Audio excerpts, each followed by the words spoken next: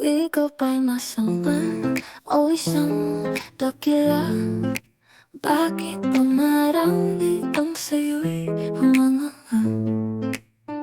Mga matatanda, dalaga at bata, sa pagkamatay mo'y ayaw maniwala.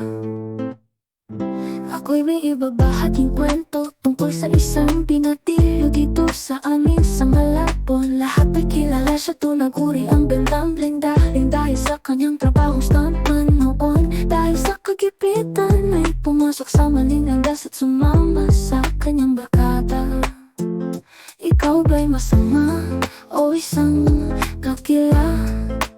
Bakit ba marami ang sa'yo'y humanga?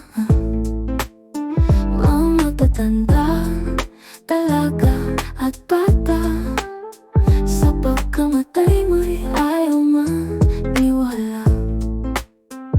Nang siya'y naging mainit sa mata ng pulisya, agad mong pinagtiri, sinisisi sa kasalanan hindi naman niya ginawa. Pinagpuputunan ng krimen, pinagmamalupitan, inabusot, pinapagtapakan, hindi na paawat at ang kanyang asawa hinalay sa murang edad.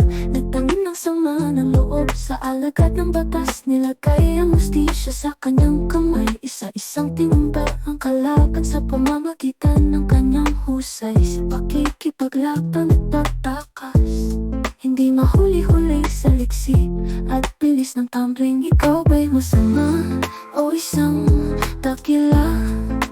Bakit ba marami ang sa'yo'y humanga? Mga matatanda, dalaga at bata, sa pagkamatay mo'y ayaw maniwala. Sa kanyang pagkakatawid sa pagnanakaw, panganganak para ipang tulong sa kapwa mahihirap, pambili ng baon ng kabataan kanyang makakasalubong, ay naging sanhi upang siya'y hanapin ng pulisya. Bakit di marinig sa bibig ng tao? Bakit Ben Pangling nakapupuot ako? Bakit si Ben Pangling ay naging idolo? Ngayon sa balik ay pusakal ito.